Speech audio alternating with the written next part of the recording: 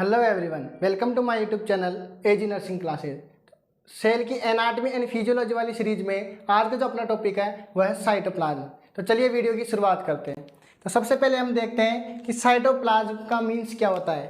तो साइटोप्लाज्म में दो वर्ड से मिलकर बना हुआ है, cyto plus plasm. Cyto means क्या होती है, सेल। तो एनाटॉमी और जो फिजियोलॉजी में है, जो सेल जो वर्ड है उसको सिंबलाइज करने के लिए जो वर्ड है अपना वो है क्या है, साइटो। और नेक्स्ट अपना जो वर्ड है वो है प्लाज्मा। प्लाज्मा मीन्स क्या होता है, कोई भी फ्लूइड पोर्शन जिसके अंदर वेरियस स्ट्रक्चर डिजोल्व होती है उससे हम क्या बोलते हैं, प्लाज्मा।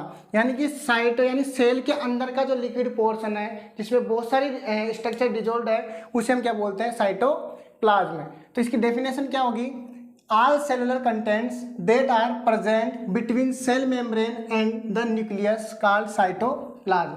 हमने प्रीवियस लेक्चर में पढ़ा था प्लाज्मा मेम्ब्रेन के बारे में। तो ये जो सेल है और सेल के बिल्कुल सेंटर में क्या होता है, न्यूक्लियस। तो सेल की जो प्लाज्मा मेम्ब्रेन और न्यूक्लियस के बीच में जो फ्लूइड पोर्शन है और उसके अंदर बहुत सारे जो स्ट्रक्चर डिजोल्व होते हैं उन सभी को क्या कहते हैं, हम साइटोप्लाज्म कहते हैं। अब जो साइटोप्लाज्म है इसके दो इंपॉर्टेंट कंपोनेंट है, यानी जो साइटोप्लाज्म है दो कंपोनेंट से मिलकर बना होता है। फर्स्ट अपना क्या है, साइटोसोल। साइटो मीन्स क्या होता है, वही साइटो मीन्स क्या होता है, सेल, और सोल मीन क्या होता है, लिक्विड। तो जो सेल के अंदर जो लिक्विड पोर्शन होता है उसे हम क्या बोलते हैं, साइटोसोल। इसका दूसरा नाम क्या है, ICF।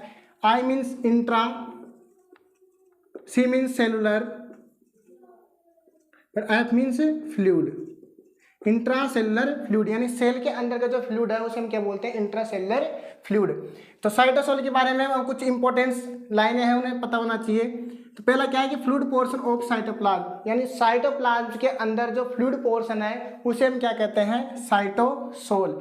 ये जो है पूरी की पूरी जो सेल वॉल्यूम होती है उसका 55% क्या होता है, अपना साइटोसोल होता है। मान लो जो पूरा साइटोप्लाज्म है उसका 55% क्या होता है, अपना साइटोसोल होता है। ये जो साइटोसोल है ये 75 से लेकर 90% क्या होता है, इसमें वाटर होता है, साथ में glucose, amino acid, protein, fat, ATP और साथ में जो वेस्ट मटेरियल है इन सब से मिलकर क्या होता है, अपना साइटोसोल बना होता है। जितनी भी सेल के अंदर केमिकल रिएक्शंस होती है वो सारी की सारी कहाँ होती है, अपने साइटोसोल में। तो जो केमिकल रिएक्शन का जो मेन साइट है वो क्या है, अपना साइटोसोल। तो साइटोप्लाज्म का पहला कंपोनेंट हो गया साइटोसोल, सेकंड है अपना ऑर्गेनेल्स। अब जो सेल का जो साइटोप्लाज्म है उसमें जो फ्लूइड पोर्शन वो तो हो गया साइटोसोल, और जो बाकी जो स्ट्रक्चर से इसमें बिखरी रहती है, स्प्रेड होती है, फैली हुई रहती है, उन्हें हम कहते हैं ऑर्गेनेल्स। तो specialised structure spread between plasma membrane and nucleus, यानी कि जो प्लाज्मा मेम्ब्रेन और न्यूक्लियस के बीच में जो स्ट्रक्चर से फैली हुई रहती है उन स्ट्रक्चर्स को हम क्या बोलते हैं, ऑर्गेनेल्स। उन स्ट्रक्चर में इंपॉर्टेंट है अपना पहला राइबोसोम, जिसे हम सेल का प्रोटीन फैक्ट्री कहते हैं, माइटोकॉन्ड्रिया जिसे सेल की पावर हाउस कहते हैं, endoplasmic reticulum, Golgi complex, lysosome, peroxisome, proteasome, centrosome, cilia and flagella. इन सब को हम डिटेल में स्टडी करने वाले हैं। तो अपना जो फर्स्ट ऑर्गेनेल है राइबोसोम, उसके बारे में बात करते हैं। तो राइबोसोम क्या है, these are tiny structure, tiny means होता है smallest, that contain RNA and protein. जो राइबोसोम है वो बहुत छोटी स्ट्रक्चर होती है जो RNA मीन्स राइबोसोमल RNA और 50 टाइप्स की प्रोटीन के क्या होते हैं, बने होते हैं। ठीक है, अगर हम स्ट्रक्चरली बात करते हैं तो जो राइबोसोम है वो दो सब यूनिट से बने होते हैं जिन्हें हम क्या बोलते हैं, ATS। इस एस का मीन्स होता है स्वेडबर्ग यूनिट।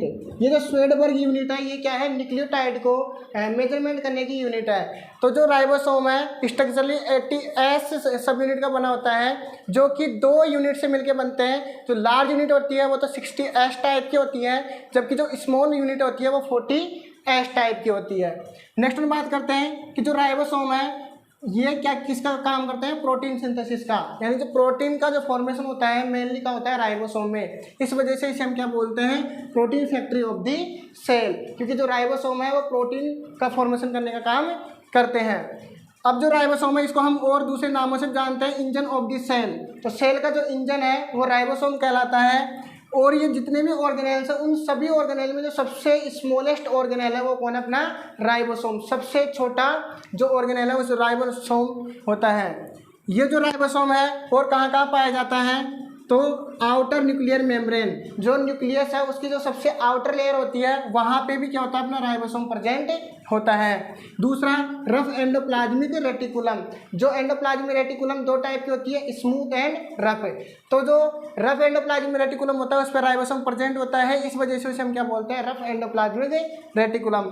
दूसरा कहाँ है? साइटोसोल। जो हमने साइटोप्लाज्म का जो साइटोसोल पढ़ा था पहला कंपोनेंट, उसमें भी क्या होते हैं? राइबोसोम प्रेजेंट होते हैं, जिन्हें हम फ्रीली राइबोसोम के नाम से भी जानते हैं। और फिर लास्ट में माइटोकॉन्ड्रिया के अंदर भी क्या होता है? राइबोसोम प्रेजेंट होते हैं। तो साइटोसोल में जो राइबोसोम पाए जाते हैं उन्हें हम क्या बोलते हैं? Freely ribosome. जबकि इन तीनों स्ट्रक्चर्स में जो राइबोसोम पाए जाते हैं उन्हें हम क्या बोलते हैं? Binded ribosome.